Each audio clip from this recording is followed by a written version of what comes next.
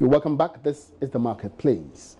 Now, Ghana's leading electronic distributor, Electroland Ghana Limited, has unveiled its premium showroom at Kase in Kumasi. Management has pledged to prioritize the company's customers and business partners for their continued loyalty to the company. Love FM's Kwesi Debra was there at the opening and has come through with this report. Ghana has introduced a Christmas triple treat promotion to give customers the best of discounts on products of its three brands, Samsung, Media and NASCO. It is to show gratitude to existing and prospective customers during the festive season. Electroland Ghana Kase Premium Showroom Management says it wants to bring electronic products to the doorstep of customers in the Ashanti region and beyond. Marketing manager Adiza Ibrahim Sadiq said investing in the classy edifice is tribute to loyal customers. She says the premium showroom also provides impeccable brands, prices and services to customers. Every business you have to grow. Our customers have been good to us over the years. We are almost 16 years in this business, and so today for Kumasi we opened our new premium showroom. We already have showrooms here, one at Santase and one here in Kase, but this is premium. A lot of people were asking since yesterday when I came here that, so premium, it means we can't enter and buy because things are going to be expensive, but that's not the case. When we say premium, we mean every business customer service, it has to be impeccable. You have to give offers, you have to give best brands. So when we say premium, this is what we seek to achieve. We have a premium store that is going to give you extra excellent brands. We are giving you best services. We are also giving you best prices. We are coming up to speed with technologies. So for a premium store, you get to find something that has a gadget or an electronic that has been launched, like recently. So this is all about premium. The Kase Traditional Council decried persistent reports of mistreatment of Ghanaian workers by foreign employees. They urged management to strictly observe the constitution of the country. Now, a marginal reduction in prices of food items and transport has resulted in a drop in the rate of inflation to 9.3% for the month of November from 9.5% in October.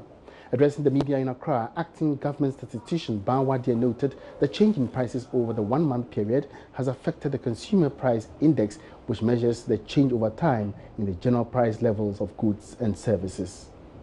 The items or the groups that recorded declines in the inflation rates included clothing and footwear, then communications, furnishings, household equipment and routine maintenance, health, alcoholic beverages, tobacco and narcotics, food,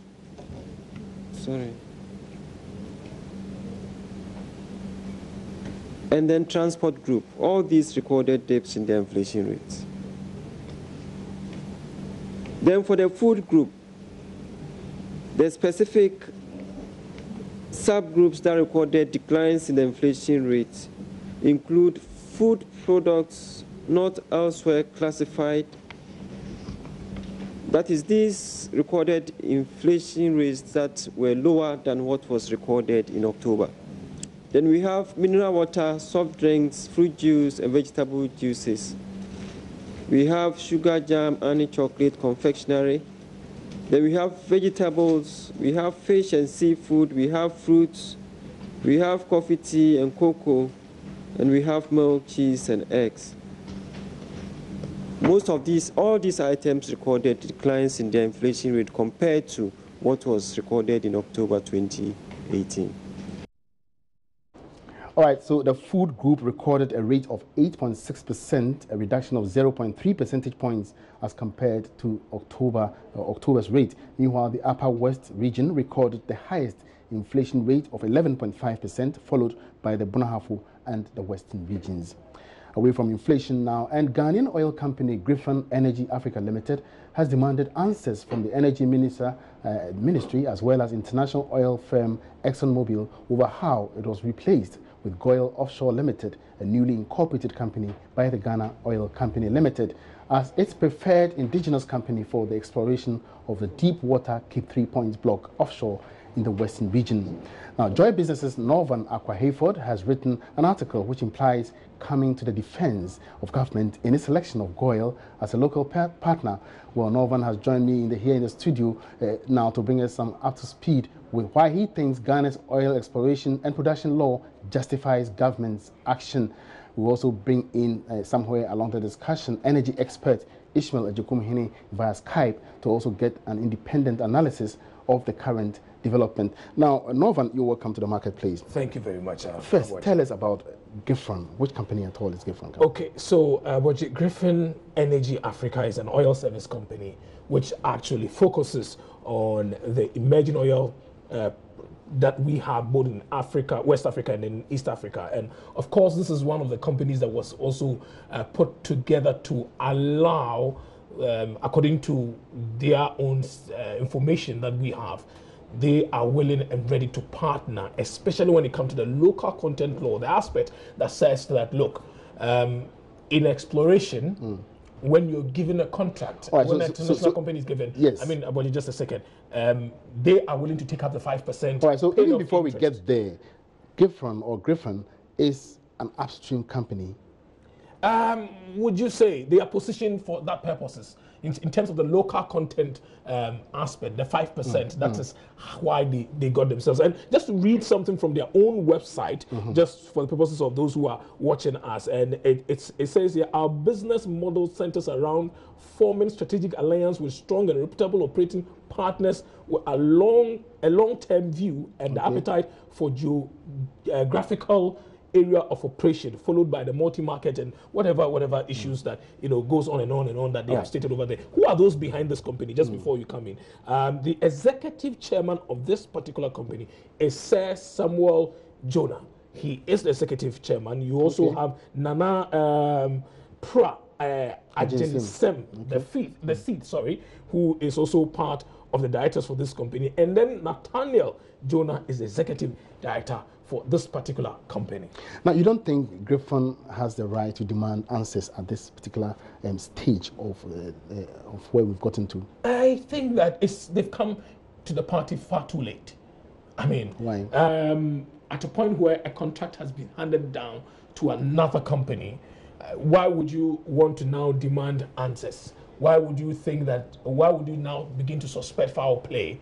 And so it's important that if you had issues, I'm sure that they had followed a lot of the stories within this media. Joy Business has been following this particular issue. We've been reporting it. I mean, when we got wind of the fact that the government had selected or had given the no objection for Goil, Ghana Oil Company, we reported this. In fact, we had the minister confirm this to us in Johannesburg when my colleague Darrell was there. We reported this in the media. And these were times that if you had issues, you could have raised it. All right, now, don't you think that because Griffin had a case, because according to Griffin, after the due diligence that was conducted by ExxonMobil, it was identified as the right partner for Exxon. And then eventually, they turn off the switch. Well, according to them, because according to a letter we all cited, which was written on and was written on September 7, 2018, received at GMPC. It was a letter that was sent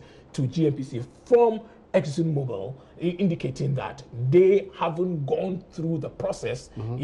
They think Griffin Energy Africa is the best person they want to partner with, and so they quoted certain aspects where they indicated that they don't think that they pose as a risk and all that. And I stated all this in the article that I wrote, and this was a letter to GMPC. Now, my problem is that if a company, after having gone through due diligence, been selected, why would the law, or does the law allow the Energy Ministry to actually sideline that company and give it to another company with little or no experience in upstream? Goil, we all know, is an oil marketing company operating in the downstream sector. Why is it so if we have an upstream company already in place? First of all, we need to look at what the law says. The Petroleum Exploration Law. Exactly. I mean, if you look at Section 10 and subsection 3 and 4, and the 4 in particular had clearly indicated that despite subsection 3, which says that having gone through the bidding process, you will be given a contract, the minister with stated reasons could refuse giving you the contract. So were we given any reasons by the minister? Well, if you look at it, it meant that you cannot, it is not a guarantee that even when you go through a process, a bidding process, you will definitely have it. So if you don't have what we call the negotiation, you don't go by the direct negotiations, and then you have to go through like the bidding round that was launched. After the process, it's the minister has, the right to look at it and say he doesn't think it's in favor of the state. And as for the reasons, there are a lot of reasons the minister can state, with regards to why and the reasons why they have refused giving you this. We do not know, and as I sit here, honestly, I don't have the track record of Griffin Energy Africa, even in that area. Okay. So it makes it difficult to want to know what were the exact reasons that the minister would use. But he just needs to give them any reason, and he could give any reason. These are the challenges with the law that we need to look at. Okay, let's bring in at this juncture into the discussion energy expert Ishmael Ejokumhene to tell us how he also feels about this whole development. Good afternoon, sir. Welcome to the marketplace. Good afternoon, madam. Now, Ishmael, do you feel some provisions of the Petroleum and Exploration and Production Law would need some amendment after, especially regarding the fact that it gives ultimate powers to the energy minister to select an oil company after going through due diligence? I think it is a long range, like civil society and various stakeholders raise this concept when the EMD bill will be parliament back. It seems to have still left a lot of power in the hands of the minister to even terminate the process. I think that's an issue that we all need to see the pros and cons of that amount of power in the hands of the minister. But I feel strongly that it's an exceptional case because even the ExxonMobil, who even recommended or purportedly recommending Griffin, they themselves came in under special circumstances. They never went through any participation. So in the same way, I think this kind of transaction could be treated as an exceptional case, and I can see why the government probably want to select or a state-owned entity for a private entity because it probably wants to use as a test to build capacity and grow. All right, now, Ishmael. Insofar as, so I wanted to know from you. Insofar as no law.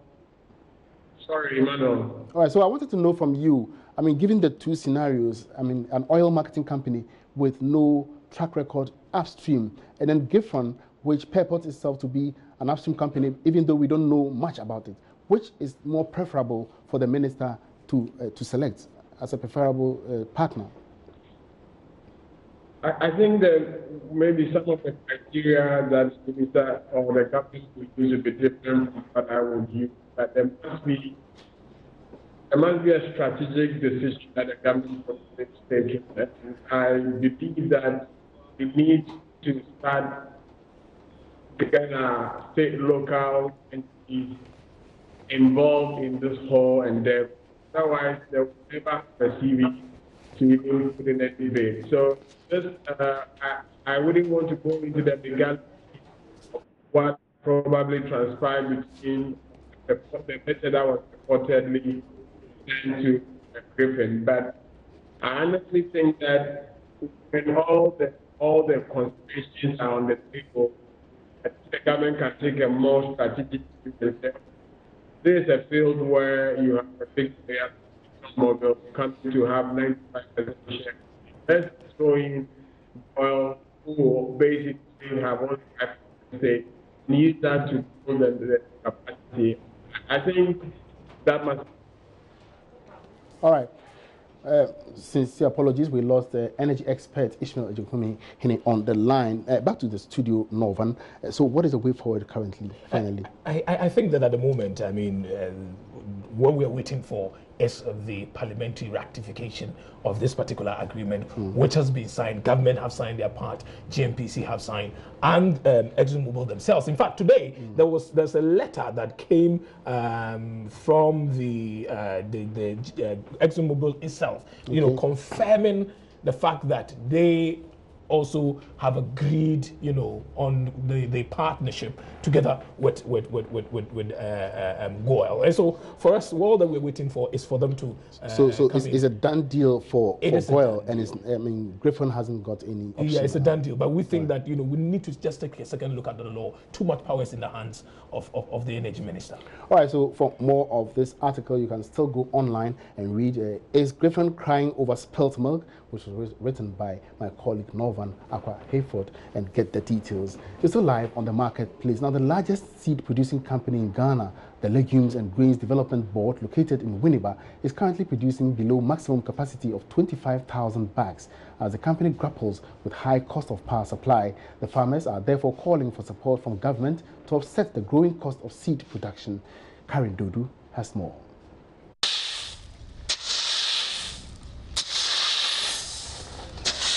It's been 5 days of stirring and drying these maize seeds in the blazing sun. As he patiently waits for his grains to dry, he's also on the lookout for any signs of rain. It's a tedious work, actually.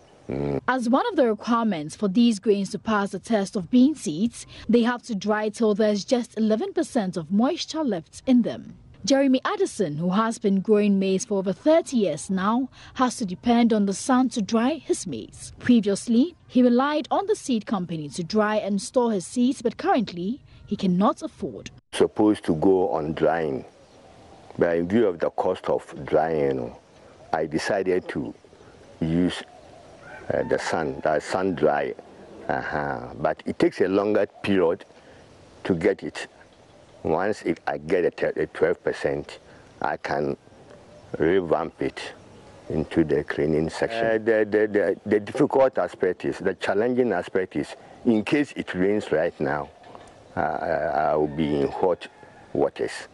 So it's a risk taking. I'm only taking a risk and praying that it doesn't rain. The Grains and Legumes Development Company in Winneba is the biggest seed processing center in Ghana. After it took over from the seed company in 1989, the company was doing very well in supporting farmers until government ordered for all public institutions to migrate from the postpaid to prepaid electricity meters in 2014. Farmers had to cater for the service charge of 5 cedis per 45 kilogram of maize. Farmers had to cater for the service charge of 5 cedi per 45 kilogram bag of maize. Now they have to bear the cost of electricity in addition to the service charge. It will be a spare. So when it is some spots, you can use the other. Charles Opoku is the regional officer of the Grains and Legumes Development Board. He explains that the increase in cost of production has caused the factory to produce an average of 2,500 bags per season. This, he says, is about a tenth of the company's storage capacity. But from the records that we have, we used to have about 30 seed producers, but now it has reduced to, let's say, 15, averagely 15, which are now in the business. And at times too, it may not depend on the number so much. It depends on the acreages they are able to plant. There can be few farmers, but planting large acreages. As the largest seed producing company, this factory caters for the Ashanti, Western, Central and Greater Accra region. The 3 main seeds produced here are maize, beans and rice, the first being the most popular. Its role is to produce certified seeds by multiplying breeder seeds into foundation seeds. Then the farmers plant them, then bring them back for certification. But when we put them on the conveyor will take it to the opening there. Then it will pass through the sheller and the seeds will go through the hoover onto the wagon. And the crops will pass through this another hoover out there. So that's the process. And as the seeds gets into the wagon, there will be someone inside the wagon with chemical at the back in the knapsack, which also spraying against insects. The process of shelling, drying and testing fall under the service fee, which now stands at 8 cedis per 45 kilogram bag. This might seem as peanuts, but to the farmer who produces about 100 bags or more, it's a lot of money. However, this is the least of worries for the farmers. They are rather concerned about using the cold room. The cold room is meant for drying of seeds at a constant temperature, but is the most expensive process of all. The monthly cost of power per 5,000 bag capacity cold room is 5,000 cedis, meaning storage per bag is 1 cedi. However, the lesser the number of bags, the more the cost per farmer. And the importance of the cold room is that if it's not well stored, you lose all the produce you lose all. And how much does a farmer have to pay to get the services of the cold room? The cold room, the monthly service is 3 cedis per bag per month. And we the farmers will also contribute to buy power, which costs 5,000 Ghana cedis per month. And so depending on the number of bags that we have in the cold room capacity can take 5,000 bags. So if you have 5,000 bags, cold room is full, then that means 1 bag, the cost of power is 1 cedi. If it is 2,005, then it's 2 cedis. When it comes down to 1,025, then it's double. And the reason why I said it's a very critical is that as we are taking the seeds out, the number will be reducing. So the cost, will be increasing per farmer. So to get to a time, you will see you can't break even, and it becomes very expensive operating the machine. So you have to put it off. The cold room is not the only part of the facility that has been affected by the high cost of power.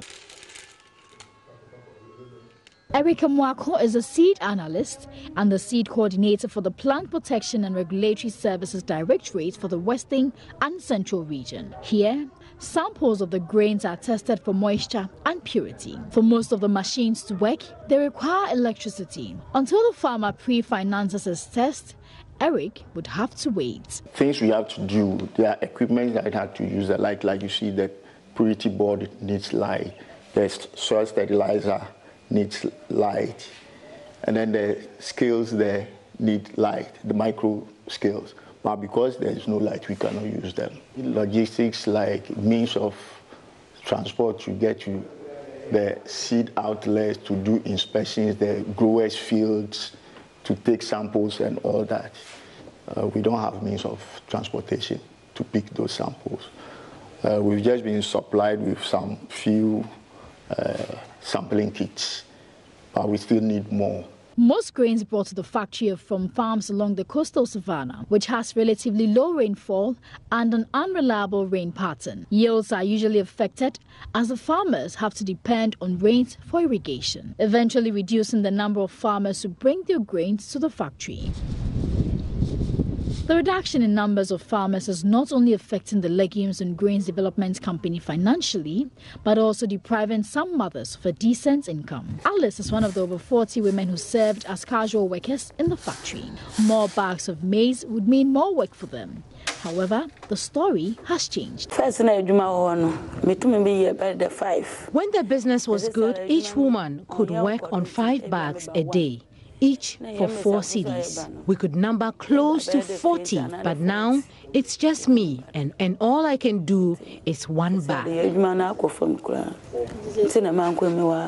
Although the disqualified seeds become grains for consumption, farmers prefer to finish the process walking through with certified seeds, which sell at about 600% more. And that's a wrap on the marketplace today. Many thanks for your company. My name is Emmanuel Abuaji. Let's meet again, same time tomorrow. Have a good afternoon.